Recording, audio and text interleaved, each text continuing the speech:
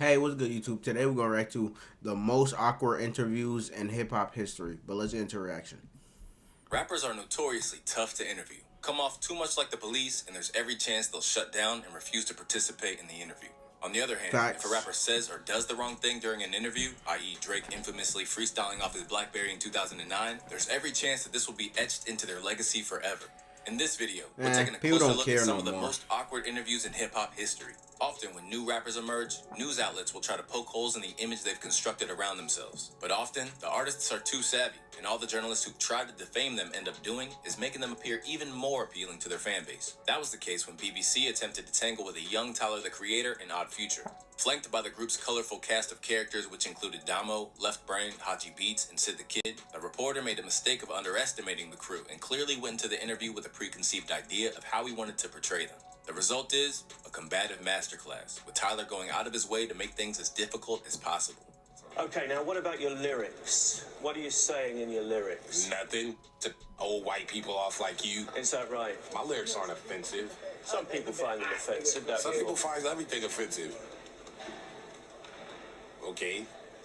But when it comes to awkward interviews, no one has turned this into an art form quite like Nardwuar. A bona fide legend who's received his flowers from virtually every rapper, getting the interview with Nardwuar is seen as an honor for most upcoming rappers who've spent years witnessing him bamboozle his guests with obscure knowledge about their lives. But over the years, this hasn't always gone to plan. In rock music, the likes of Blur, Henry Rollins, and Slipknot all found themselves confused by Nardwuar's shtick, to the point of getting angry. And in hip-hop, the likes of Lil Uzi Vert decided to run away from him, while Jay-Z just seemed utterly confused. But if any interview between Nardwuar and an MC who refused to play ball was painful to witness, it was Nas. Back in the day, Nas agreed to sit down with Nardwuar during a Canadian tour stop. Initially, things started off amicably enough, with Nas seemingly impressed by the degree of research Nardwuar had undertaken. This dude here, see where he's at? This is the project where I come from. That's the elevator doors open. See, that's the first floor. And he's telling the crackhead, Jane, stop this crazy thing. Sweet crazy, you're crazy. While he originally seemed amused by the endless selection of records and pop culture trinkets that Nardwuar decided to bestow upon him, Nas's patience would eventually wear thin, and by the end, the normally composed MC was as hostile as we've ever seen him. You're nuts, you're psycho, but it's all love, it's all music.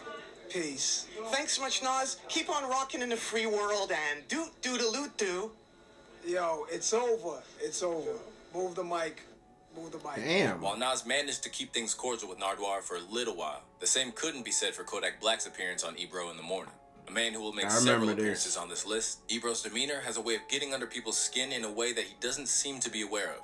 But when Yak turned up to the Hot 97 studios, Ebro was determined to broach Kodak Black's pending case with him. And with respect to, everybody involved in that case, we can't get into details today. But, we take Saul here serious. But we hope, to have you back so we can have a deeper conversation about that because, this is a serious topic. And we're hearing these stories a lot.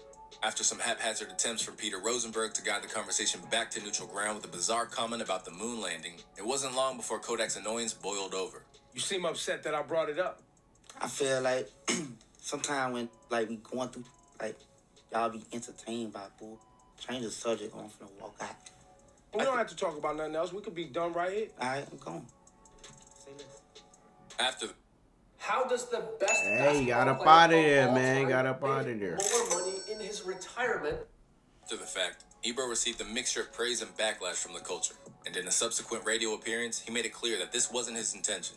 I did not want it to go that way. I'm not happy with the way that it went. I'm not happy it went that way. I felt bad that it went that way, because I felt like I was honestly trying to have a balanced conversation with an individual who has a crazy past, dealing with some very real things. It's very strange right now, Ebro said. It makes nobody happy. I really wanted to end that in a good way.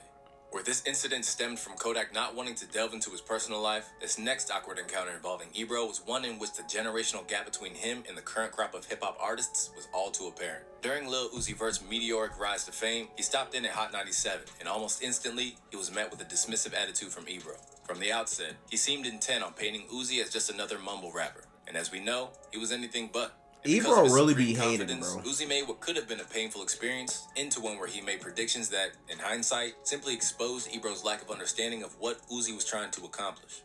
Everybody's grown, bro. I mean, are they? Everybody's grown. He fell off at the end. Put another beat on.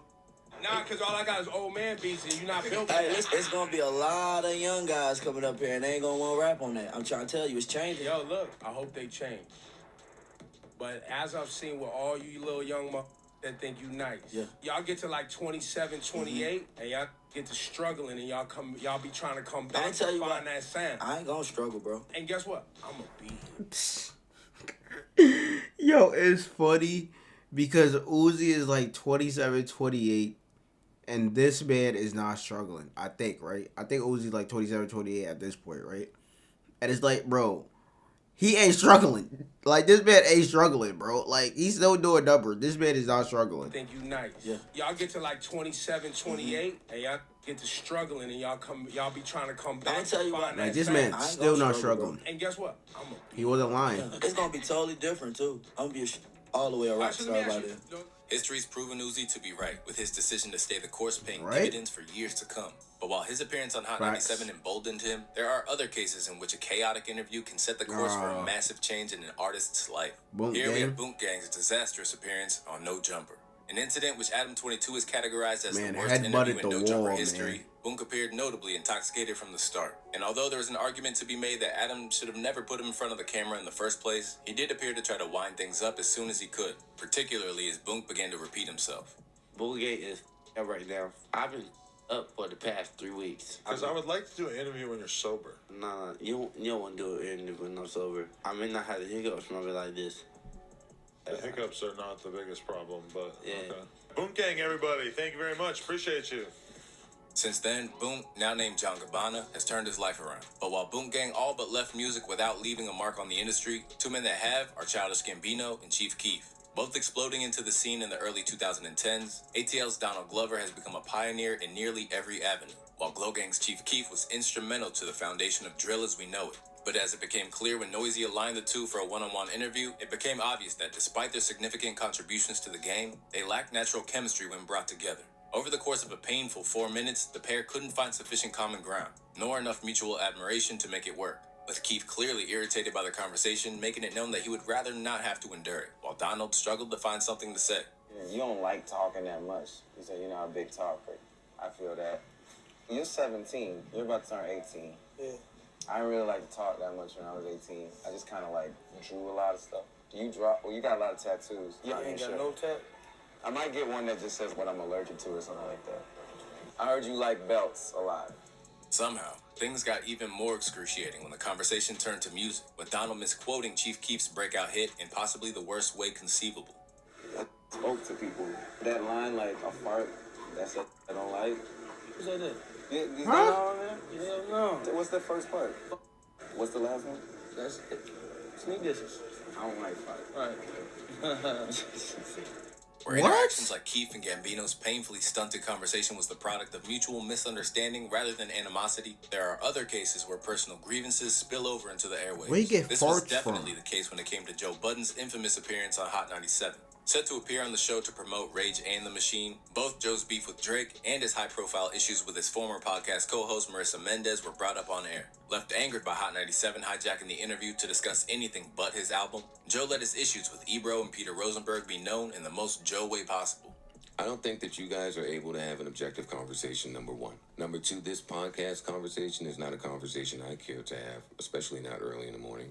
Number three, if Peter and or Marissa feel away, then there are other mediums for that to be discussed if it's going to be discussed at all. Next time I come here for an interview, send my manager the talk points. I didn't know that this would be an utter complete should have waste known of time. that. We talked about Drake for 10 minutes, and we talked about the album for And we know 30 we played seconds, your song. and And then we we played your talked song. about Marissa and Peter. You want to talk about Just beats? You want to talk about snares I and want you to talk hi-hats? about something You want me to compelling. pull A-Rab up and talk about the NBC Renaissance? Yo, the bar you spit, this pattern you used, the percussion, the way you used your voice like a drum and the percussion and fell in the pocket at the end, sounds hard. I want to thank all of you for your time. What should we have covered? I don't know. That's your job to talk about. I don't do a morning show. I do a podcast. We'll talk more at album time. No, we won't. Joe was on the receiving end of a grilling that he neither signed Damn. up for nor wanted, but that doesn't mean that he necessarily had any empathy for others when he placed them in a similar situation. Here we have Joey Jump-Off's infamous Everyday Struggle showdown with Lil Yachty. Yeah. Appearing on the headline-making Complex show was always a calculated gamble, and appearances from Vic Mensa and a near-physical altercation with Migos certainly made for compelling viewing. But they all pale in comparison to what happened when the rapper that was then Quality Control's newest star appeared. Over the course of the interview, Budden seemed incredibly frustrated by what he saw as Yachty's naivety and ignorance. I don't care about the business part. I care about how Yachty feels. You're giving me every day because life is moving in such a positive way. I can't get slowed down. Nobody is one thing forever.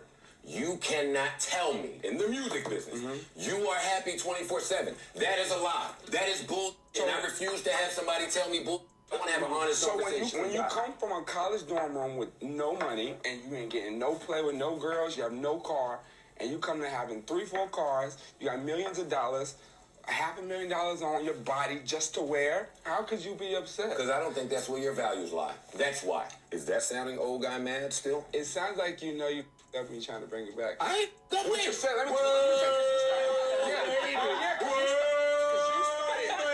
If this wasn't bad enough, things continued to intensify to the point that Joe was basically playing the role of a scolding parent while Yachty took it in stride. Tell me what you want from hip-hop. Yeah, he did take you don't it think in that's a question you should answer at some point? Or are you leaving all of this to QC to figure out? Nah, I mean, I'm making music, bro. I'm just having fun. My fans love it. Yeah, you don't sound like you very aware with what's going on, and you one of the hottest on earth. Well, what do you want me to say? I want you to be aware of your business. I want you to know whether you're in a 360 or not. I want you to appreciate the culture that changed your life.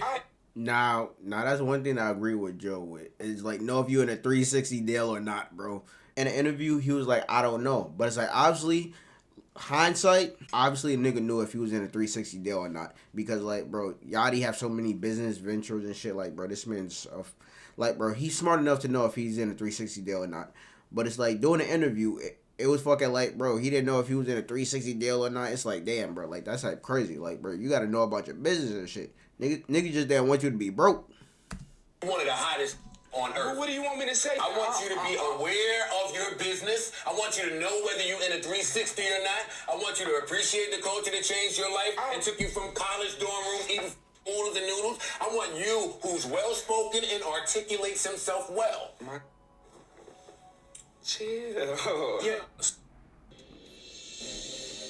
Nah, bro, that Yachty chill is funny as fuck. He's like, chill, like, relax. Nigga. A storm which refused like, to subside, Budden's harsh words resulted in a diss on QC's Ice Tray from Yachty and Quavo.